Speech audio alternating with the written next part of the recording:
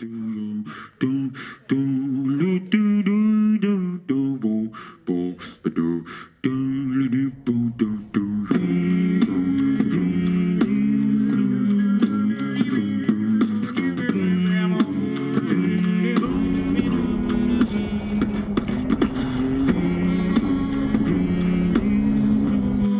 moved to London and I started attending climate camp meetings, purely because I've been going on to campaign against climate change meetings, and I volunteered there, and I found that the people involved in that were a lot older, and so I found with climate camp people were much more my own age.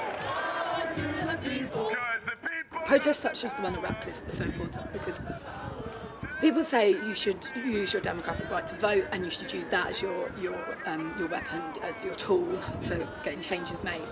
And the fact is that everyone's tried this, and it's failed. A democratic system has failed us. This has been shown time and again. And because climate change is so urgent, we don't have time to wait for the next opportunity to vote for the MP who might perhaps get climate change on the agenda. And so that's why people have chosen to take it into their own hands.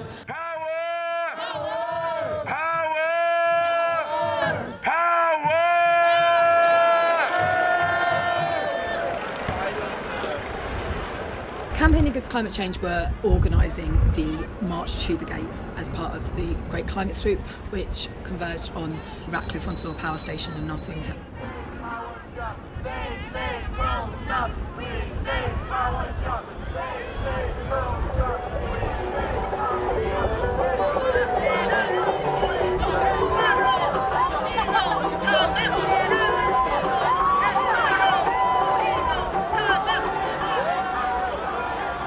Writing to your MP is direct action.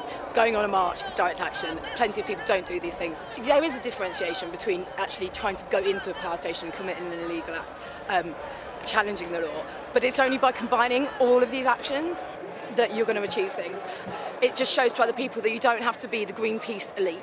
You don't have to be a hardcore activist. You can just be Joe Public and say, actually, I want to get my voice heard on climate change. So by doing that action, it not only sort of supports the other activists who are doing more hard stuff by showing them that they're part of something bigger, but it also shows to the general public you don't have to be what the media like to portray as your typical activist. You actually don't have to be like that to get out on the streets and make your voice heard.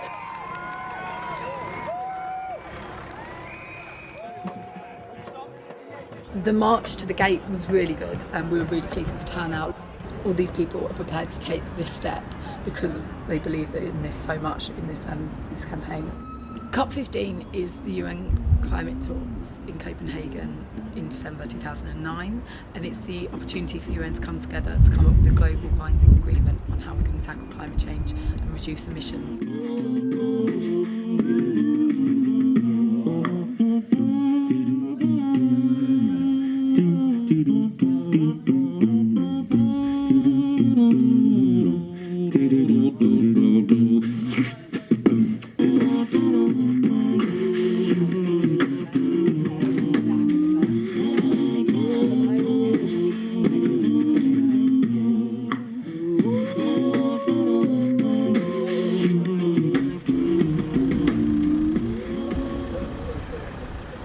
So this is the Klima Forum, which is the Alternative People's Summit, which is running all the while the UN talks are going on.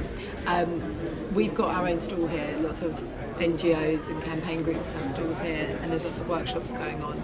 Really interesting workshops, actually. It's where the real sort of action's happening, sort of where the important place where we feel we need to be, because it's where the campaign groups are. So there's a real networking opportunity for our campaign. We've also been holding workshops. We had one on the climate emergency campaign.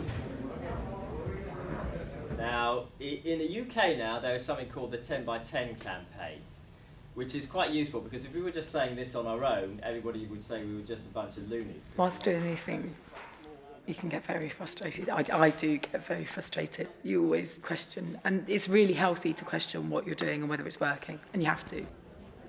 There are times when you can't help wondering whether you're having the greatest impact. There were times when I was on the stall, perhaps or doing campaign things, thinking, you know what, is this the right way to go? Is this going to actually have results? And I've been thinking about it a lot. with other people, having those conversations. And it's only through those conversations that you can sort of develop what you're doing.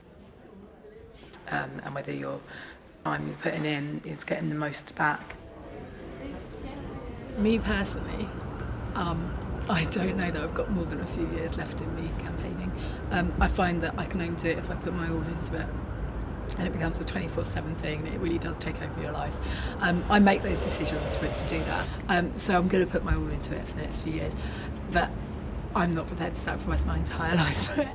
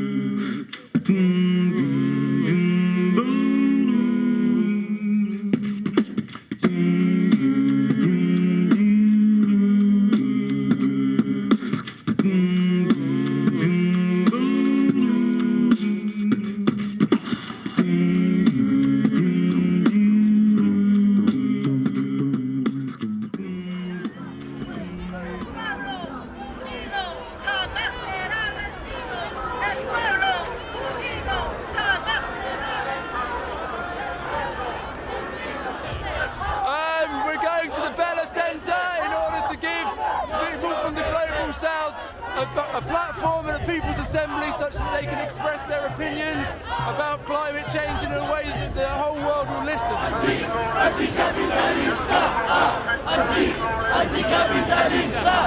It's not a war.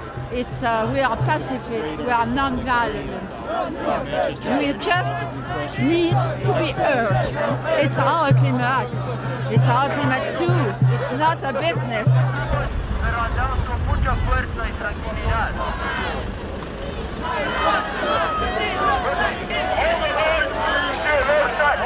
Well, we'll go as far as we can, and then we're going to hold our people's assembly wherever we are.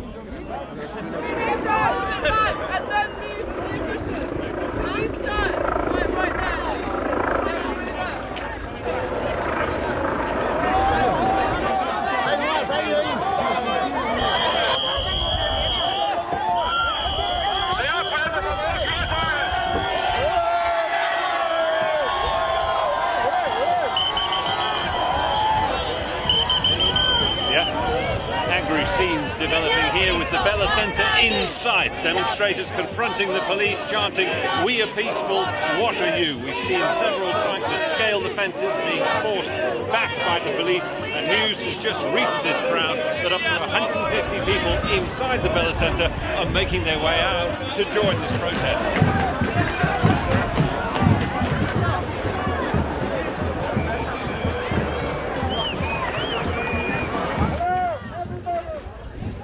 200 people walked out of the conference to come and try and join us.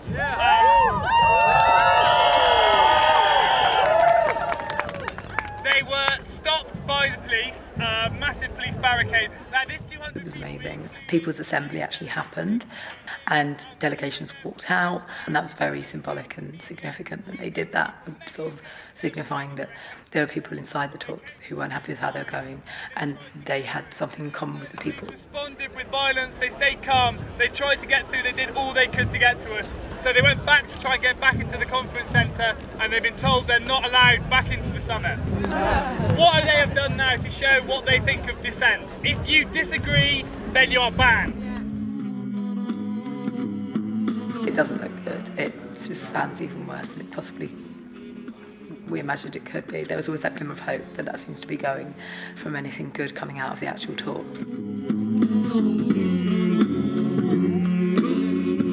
Everyone worked really well together using non-violent direct action to overcome the police presence and do what we wanted as protesters, which was to hold the People's Assembly. I'm definitely going to carry on next year, and I wasn't sure that after Copenhagen I'd have the energy to do that, but actually I feel more inspired than ever. Being involved with the campaign against climate change has been really useful for me and very insightful. But it's been able to give me this really broad perspective of what's happening in climate campaigning. This is obviously what I want to be doing, and I'm happiest when I'm running around putting energy into this, because at the end of the day I feel like I have to do something. And I find that when I do give myself some time off, take a break from it for a few weeks, I find it really frustrating and quite demoralising that the people around me, perhaps that I'm spending my free time with, aren't aware of the problems and aren't doing as much as they can for this. It's part of my life, it's part of what I want to be doing with my life. So wherever I'm in the world, I'd like to think that I'm spending some of it, my energy towards making these changes.